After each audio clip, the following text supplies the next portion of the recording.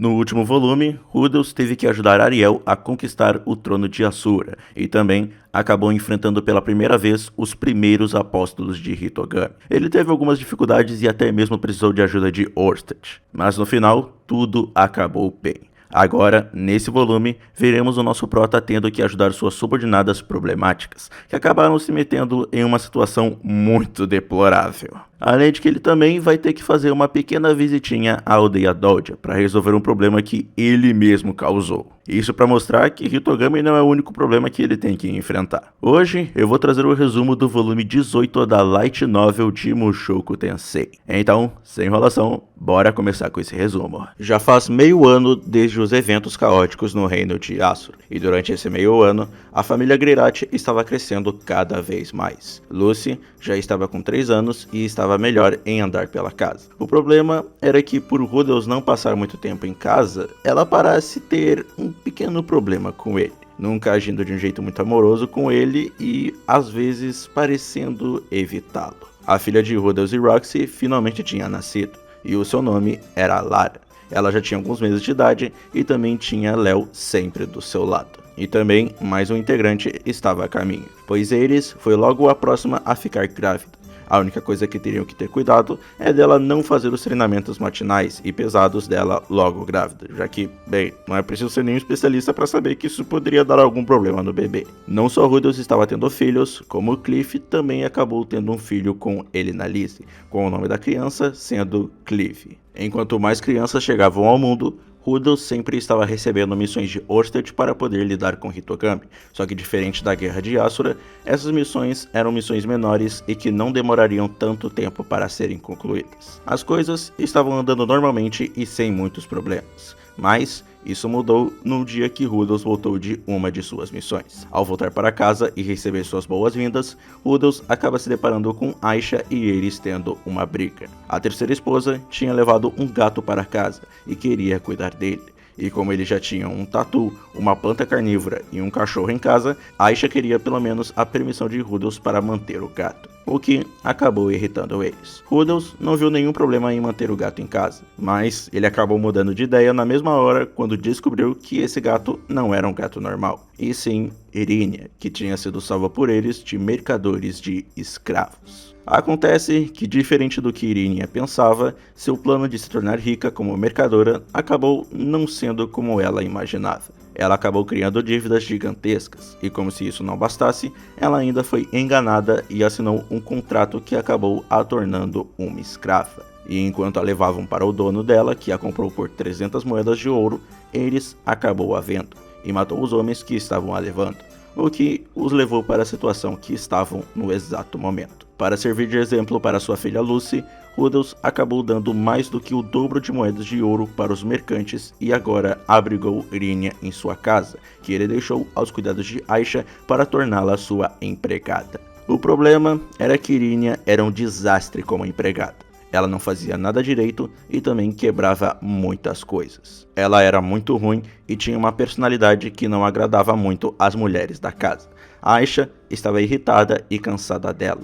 Lilia estava sendo levada ao limite, e até mesmo Sylphie acabou gritando com ela uma vez, algo que Rudels nunca viu isso acontecer. E o pior disso tudo era que Irinia planejava engravidar de Rudels e se tornar sua quarta esposa para assim poder pagar sua dívida que tem com a família. E vendo como ela estava sendo um problema 24 horas por dia, Rudels decidiu procurar algum outro tipo de emprego para Irinia. Ele teve dificuldade no início, mas teve a ideia de fazer Irinia com moedas de ouro recrutar outras pessoas que eram da tribo dos Homens Feras. Para eles fazerem o que exatamente? Nem Rudels sabia. E para Irinia não gastar compulsivamente aquelas moedas, ele acaba deixando Aisha encarregada de controlá-la, o que a própria não queria muito. Mas, depois do discurso de Rudels sobre dar uma segunda chance para as pessoas, ela aceitou segurar as rédeas da gata problemática. Alguns dias depois, Rudels escuta de Lilia e Sylphie que Aisha tem andado junto de algumas pessoas estranhas,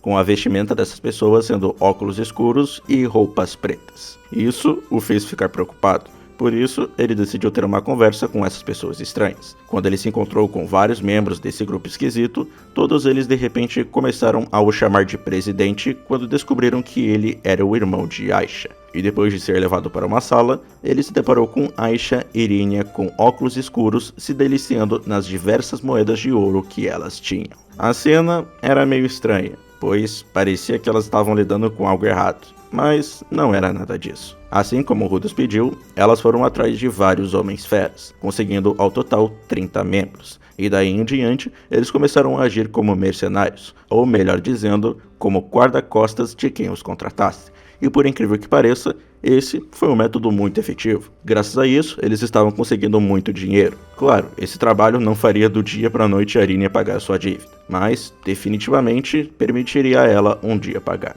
E isso acabou surpreendendo bastante Rudels, mas o que acabou surpreendendo mais ainda foi quando Irínia o mostrou uma carta que ela tinha recebido que era da aldeia Toldia. O escritor não perdeu muito tempo e apenas diz que eles tinham um grande problema.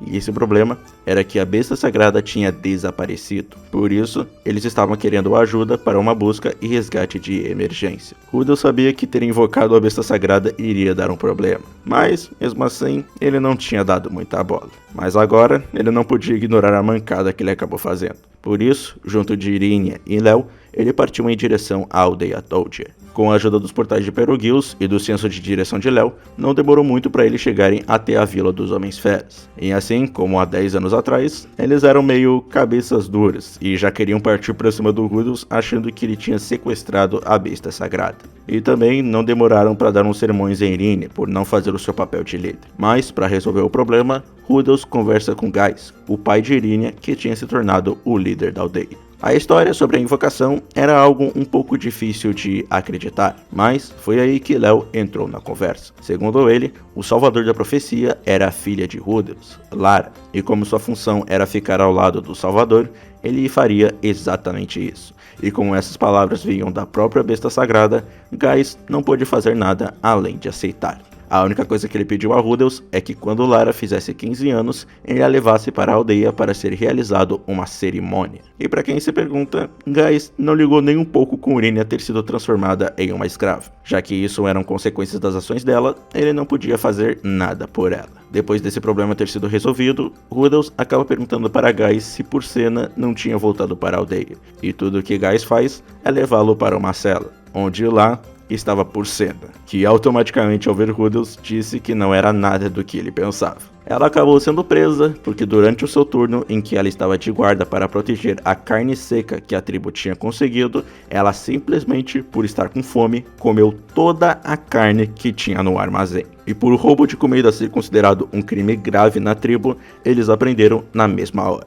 A Porcena até tentou convencer Rudels de que ela não tinha feito nada, mas ele não caiu nessa. Ele conhecia ela muito bem. E para poder tirá-la daquela situação ridícula, Rudels pediu a Gais para levar Porcena para que assim ela junto de Irínia cuidasse de Léo, o que o líder apenas aceitou. Assim, Rudels levou mais uma mulher para casa. Depois de resolver o problema com as mulheres feras, Rudels acaba indo fazer uma visitinha ao seu pupilo Zanoba. E nessa visita, Zanoba acabou entrando num tópico meio aleatório sobre caixas, e que ele encontrou um belo artesão que se foca em criar caixas com designs incríveis. E para que ele pudesse ver essas caixas, eles foram até esse artesão. O artesão se chamava Belfrid, e como Zanoba disse, ele fazia caixas. Além de que ele estranhamente tinha obsessão por isso, tanto que ele chamava as caixas de cama e não tolerava que o Rudels não as chamasse disso. Durante a conversa que eles começaram a ter, Belfrid comenta que Julie tinha passado por lá e tinha trazido junto dela uma estatueta, que segundo o artesão era uma obra-prima. Só de falar naquela estatueta, ele começou a tremer. Rudels pergunta do porquê Julie tinha levado a estatueta até lá, mas Belfrid tinha ficado tão fascinado que não prestou atenção no que ela realmente queria. A única coisa que ele lembra é de ter oferecido 200 moedas de ouro a Zurana em troca da estatueta. Por não lembrar o que ela queria, Belfrid teorizava que Julie queria vender aquela estatueta para poder comprar a sua liberdade. E escutar aquela palavra acabou fazendo Rudels e Zanoba ficarem receosos, pois eles acreditavam que era exatamente para isso que ela tinha ido até aquela loja. Isso acabou fazendo os dois ficarem bem tristes, pois mesmo depois deles a tratarem tão bem, ela desejava ser liberta. Zanoba provavelmente foi quem mais ficou triste, mas mesmo assim, ela tinha trabalhado muito duro durante esse tempo. Por isso, tudo o que eles poderiam fazer era atender a esse desejo dela. Por isso, eles logo foram para a casa de Zanoba para perguntar suas verdadeiras intenções, com Belfred os acompanhando. Ao finalmente se encontrarem com Julie, ela não tinha mostrado sinais de estar em pânico com o retorno deles. Ela, na verdade, parecia encantada. Seu rosto só ficou nublado quando ela avistou Belfred. E mesmo achando isso estranho, Zanoba foi até ela e perguntou se ela desejava deixar de ser uma escrava. E ao receber essa pergunta, Julie acabou arregalando os seus olhos. Então, de repente, ela correu de volta para o quarto. Suas pernas estavam instáveis enquanto a carregavam e suas mãos estavam tremendo. Mas ela de alguma forma conseguiu alcançar debaixo da cama e puxar a estatueta que ela tinha feito. Julie agarrou sua criação em suas mãos e correu de volta para Zanoba. Ela passou por ele e caiu de joelhos na frente de Belfred. Repentinamente, ela começou a chorar e dizer que entregaria aquela estatueta para Belfred. Por isso, ela implorava para que ele a perdoasse. Rudels achou bem estranho o jeito que ela começou a agir, mas ninguém parecia ter percebido isso. Zanoba tinha ficado congelado ao olhar para aquela estatueta, e repentinamente desabou perguntando do porquê Julie queria vender aquela estatueta perfeita sem mostrar para ele. E assim, ele começou a implorar para Julie dar aquela estatueta para ele em troca do que ela quisesse. Essa direção da conversa deixou até mesmo Julie confusa, mas ela prometeu que daria aquela estatueta para Zanoba. E o clima acabou ficando muito estranho, porque ninguém estava entendendo direito o que estava acontecendo. Depois de Zanoba se acalmar e Belfred ir embora,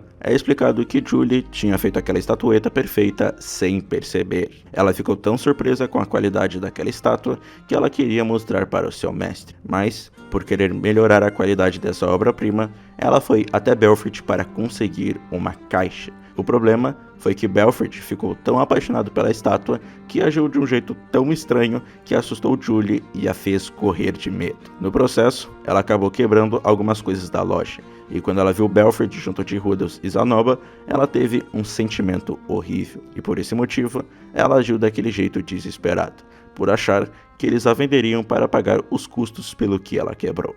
Mas, graças a Deus, todo esse mal-entendido acabou sendo resolvido. E enquanto Ginger elogiava o trabalho de Julie, Zanoba acabou pensando em como os seus dias simples têm o feito feliz, e como ele gostaria de que continuasse para sempre. Mas, infelizmente, não seria bem assim, pois ele logo acabou recebendo uma carta que era uma ordem real para ele retornar. Seu irmão mais novo, Pax, conseguiu conquistar o poder com sucesso, matando seu pai e seu irmão mais velho e tomando a coroa para si. A insurreição deixou suas forças exaustas e agora uma potência estrangeira se moveu para atacar. Por isso, Zanoba foi convocado para ajudar a fortalecer as defesas. Quando essa notícia chegou aos ouvidos de Rudels, ele soube que a próxima batalha para a qual ele continuou tentando se preparar finalmente tinha chegado. Antes que perguntem, sim, assim como o volume 17, esse vídeo foi bem curto. Só que diferente do volume 17, que realmente não aconteceu muita coisa importante, nesse volume aqui quase nada que é importante. Além de que, meu Deus do céu, esse é facilmente um dos piores volumes da novel. Eu tive que fazer um esforço para alongar um pouquinho mais o roteiro e não deixar as coisas tão chatas assim. Para vocês terem noção, acho que pelo menos 5 minutos desse vídeo é resumindo os 6 primeiros capítulos da novel. E eu ainda cortei um capítulo que ele não tem nenhuma importância e além de que é muito estranho também. Sério, se você pular esse volume e ir pro 18, eu sinto que tu não perde muita coisa. Mas infelizmente é assim, né? Com tanto volume, algum tinha que ser ruim. Mas enfim, se tudo der certo, o próximo resumo vai sair semana que vem. E iremos ver quais foram as consequências de Pax ter virado o rei de Shirone. O que, ó, esse arco vai dar o que falar. Então, esse foi o resumo. Até o próximo vídeo.